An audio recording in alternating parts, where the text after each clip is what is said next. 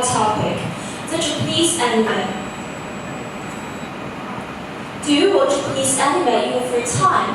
Do you watch it just to kill time, or you really want to appreciate something beautiful or meaningful from it? I think most of us just watch it in order for entertainment.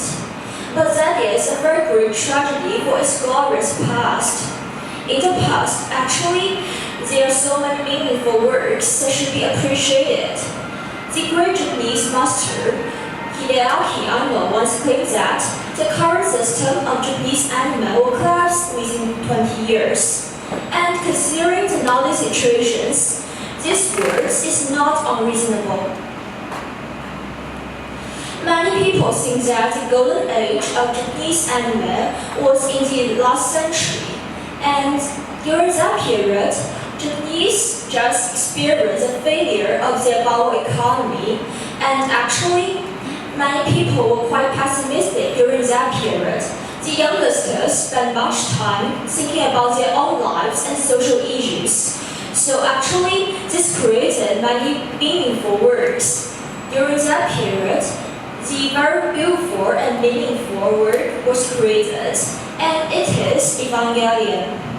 It born under the hands of Yinqi, and actually it influenced many other works during that period. But nowadays, more and more animes are becoming increasingly commercial.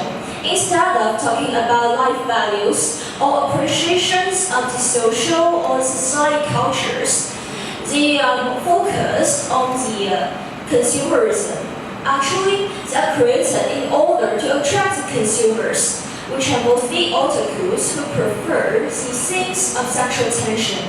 As a result, many works are created with attempts to show the beautiful bodies of the males or females, and this is definitely a kind of tragedy for it. What is more, the Japanese anime makers are facing their own dilemmas. Looking at this chart, the average salary for the young anime makers is only about 19,000 yen every month, and that is a very poor salary for the Japanese, because it only occupies about 1/3 of the average salary for the Japanese workers. You may think that the average salary for the whole profession may be better, but that is not true. Looking at this graph, you can see that more than 70% of anime makers are receiving salaries lower than the average level. It is quite a pity for them. What is more, the anime makers are also facing the problem of aging, which is experienced by the whole Japanese society. More than half of the workers have worked in this area for more than 15 years. And this can also show us the fact that more and more youngsters are quitting their jobs as anime makers in order to pursue lives which is more decent and earning more higher salaries. But the situation is not always a hope. Actually, with the application of 3D technologies, Japanese anime is also experiencing some very good advances.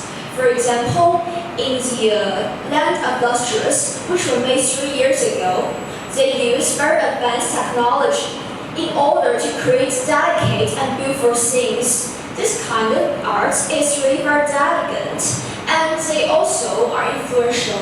Also, in the anime Beastars, which were made last year, the screenwriter used the technologies which were solely used in the movie industries in the past, so they can really create scenes which highlights the emotions and situations of the characters.